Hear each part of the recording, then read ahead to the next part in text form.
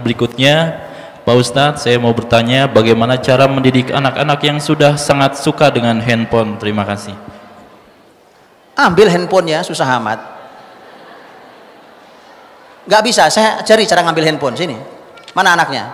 Saya ajari cara ngambil handphone aja kok nggak bisa. Ambil handphonenya, beres. Main gamenya di mana? Di handphone kan? Handphonenya ambil. Kalau di tabnya ambil. Di komputernya jual. Susah amat hidup ini. Saya itu suka bingung dengan para orang tua yang ngasih handphone kan Anda, yang ngasih pulsa juga Anda. Terus sekarang anaknya main game, sudah pas sesuai dengan harapan Anda. Kenapa bingung? Diterima saja, dinikmati. Makanya kalau dikasih tahu Islam itu tolong dibuka kupingnya, diterima dengan hati yang lapang.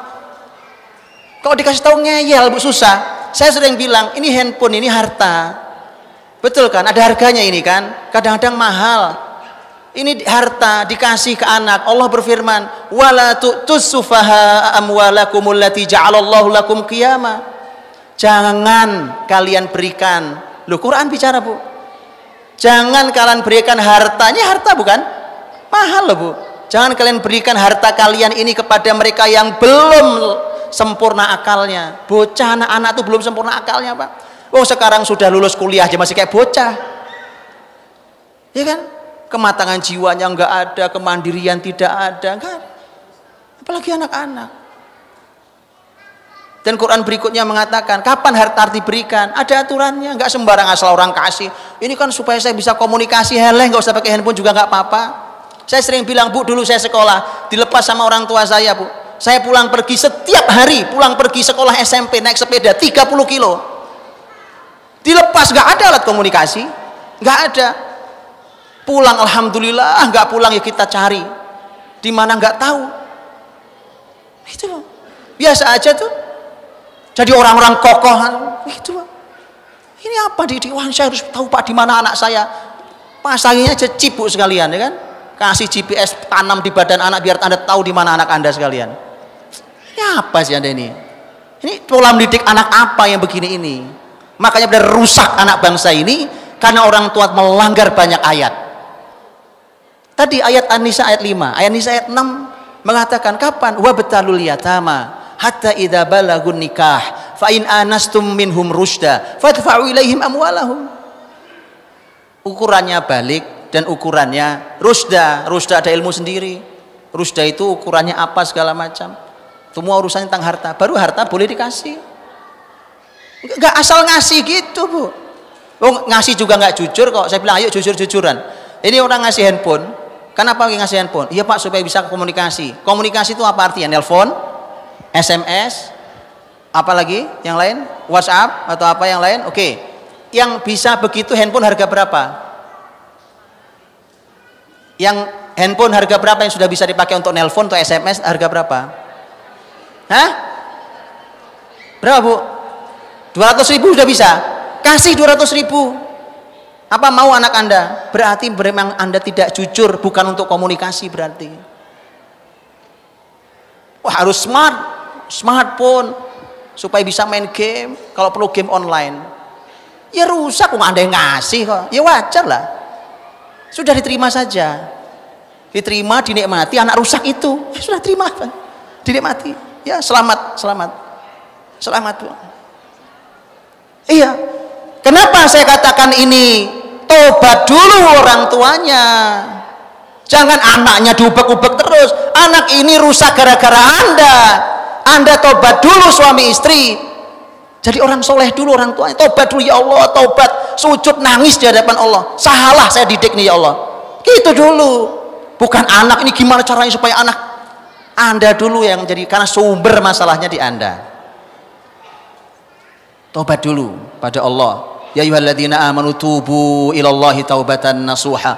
Asa rabbukum ayyukaffira ankum sayyi'atikum wa yudkhilakum jannatin tajri min tahtihal anhar. Karena kalau sudah tobat Allah ampuni, Allah tutupi masa lalunya. Bahkan Allah izinkan masuk surga. Untuk menyelesaikan anak yang kecanduan lebih mudah, Bu. Tapi orang tuanya sadar dulu kalau Anda yang salah. Karena orang tuanya banyak yang tidak sadar kalau dia salah. Sehingga selalu anak yang diuber-uber. Kalau orang tuanya sadar salah, tobat dulu dia, maka itu membuka jalan luar biasa. Anda praktekkan kalimat saya ini, insya Allah begitu mudahnya proses berikutnya. Baru proses berikutnya teknis, Bu. Teknisnya, jangan ngomong teknis lah. Kesalahan kita didik anak belajar tentang parenting hari ini selalu bicara teknis. Teknisnya gimana, tekniknya gimana, tipsnya gimana, triknya bagaimana. Itu penting, tapi lihat, ada yang jauh lebih penting daripada itu. Kan ini kecintaan, kecanduan, cintaan pada main game tadi itu, ya, makanya dimulailah dari situ, baru kemudian tipsnya. Sudah, saya sering sampaikan, gampang, Bu. Sekarang dari suami dan istri, ini nasihat tentu terus jalan, nasihat terus jalan. Tapi saya bilang dari suami dan istri, siapa di antara bapak ibu suami istri yang dikagumi oleh anak-anak, maka dialah yang mencabut handphonenya. Kenapa? Rasul Shallallahu Alaihi Wasallam itu jewer sahabat, Bu, mukul, Nabi mukul loh. Nabi mukul apa enggak mukul? Nabi pernah mukul apa enggak mukul? Ayo, yang bilang Nabi enggak pernah mukul angkat tangan. Anda sering dengar toh? Siapa yang ngajari? Nabi enggak pernah mukul. Nabi pernah mukul. Betul apa enggak? Nabi pernah mukul apa enggak? Atau enggak tahu? Makanya kalau enggak tahu enggak usah bicara. Saya sampaikan sekarang, Nabi pernah mukul sahabatnya, pakai tongkat dipukul perutnya. Sampai Nabi mengatakan suatu hari, nah, saat Nabi sudah di akhir hidupnya, kata Nabi, siapa yang pernah aku sakiti maka silahkan balas.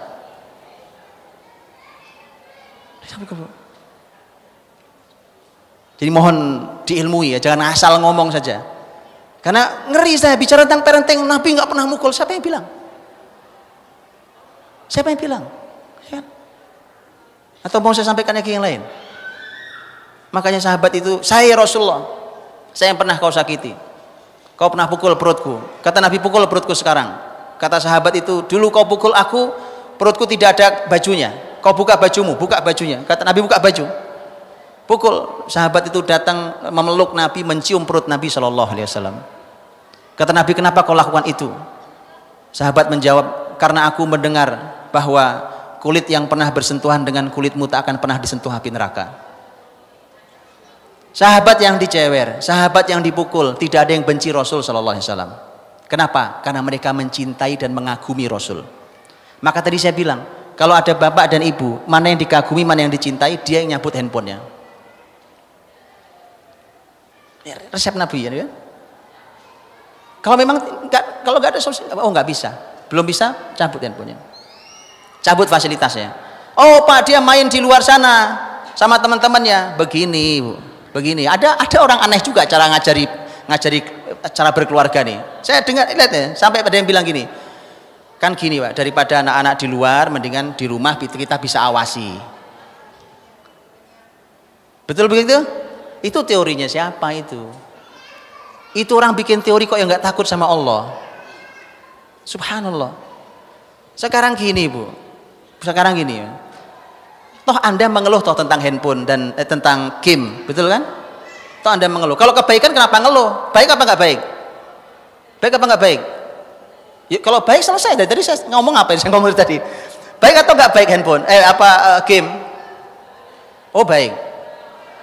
Oh kok masih bingung jawabnya? Saya tahu wajah-wajah yang ragu karena suka main game. Memang kita belum sepakat Bu, mana yang baik, mana yang nggak baik, gimana anak mau dididik, itu masalahnya. Sepakati dulu mana yang hak, mana yang batil, mana yang manfaat, mana yang sia-sia, mana yang boleh, mana yang tidak boleh. Itu dulu sepakati antara suami dan istri sesuai dengan panduan syariat ini. Baru kemudian Anda katakan suami istri, ini tidak boleh ada karena ini tidak baik, ini harus dijalankan karena ini hak, kebenaran. Begitu. Nah, kalau Anda mengeluh tentang game, berarti game tidak baik. Kalau game tidak baik, nggak boleh ada di rumah. Bapak ibunya nggak boleh main game. Iya kan? Wong Anda ngelarang bapak ibunya ketahuan main game, ya bagaimana ceritanya mau efektif pendidikan? Hapus semua game dari handphone, tab, laptop, apa semua peralatan yang ada, yang Anda punya, hapus semuanya. Tidak ada game nak di rumah ini. Kalau Anda nggak tahu cara bahagia, saya ajari cara bahagia. Kalau Anda nggak tahu cara main, saya ajari cara main Bu. Antum tahu zaman kita nggak ada permainan itu, gimana cara mainnya? sangat kreatif. Betul kan? Sekarang main begitu mahalnya. Wong cuma mainan air aja masuknya mahal banget. Betul apa enggak? Mainan air tok, Bu. Prosotan aja kok mahal banget itu beli prosotannya. Ada dulu anak gunung itu, Bu. Cuma pakai karung diduduki, ditarik temannya, seret turun dia. Cok lebih sehat, kuat fisik ya. Hari ini serba mahal. Apalagi sekarang orang main bola harusnya keringetan malah nggak keringetan, malah tambah gemuk. Karena main game. Main bolanya di game. Ayo kita main bola di luar sana. Ya, berkeringat, lari, kena matahari, lebih sehat. Itu kalau nggak tahu cara bermain, saya ajari cara bermain. Ada air yang gratis kita abaikan, bukan cuma gratis tapi berkah. Air hujan. Berkah itu air, karena Quran bicara, "Wa nazzalna minas samaa'i ma'an mubarakah." Itu kita abaikan, kita malah sibuk bayar dengan harga yang mahal untuk sekedar main air. Mari kita belajar konsep itu ya. Jadi kalau sudah, karena kenapa? Karena konsep Anda simpel. Kalau Anda cabut tuh handphone, fasilitas itu, nasihati, nggak ketemu harus ambil tindakan. Ambil tindakan tadi saya bilang, cabut fasilitasnya. Tentu sekali lagi Anda harus jadi teladan. Tanpa keteladanan tidak berhasil juga. Kalaupun di luar sana dia bermain, setidaknya sudah terkurangi di rumah ini. Jangan nambah masalah di rumah ini, ya kan? Baik, makanya dengan itu akan dan nanti akan dilihat separah apa masalahnya, kecanduannya separah apa, nanti tindakannya akan berbeda dengan yang sesuai dengan kadarnya. Tapi setidaknya secara umum itu, wallahu a'lam bishawab.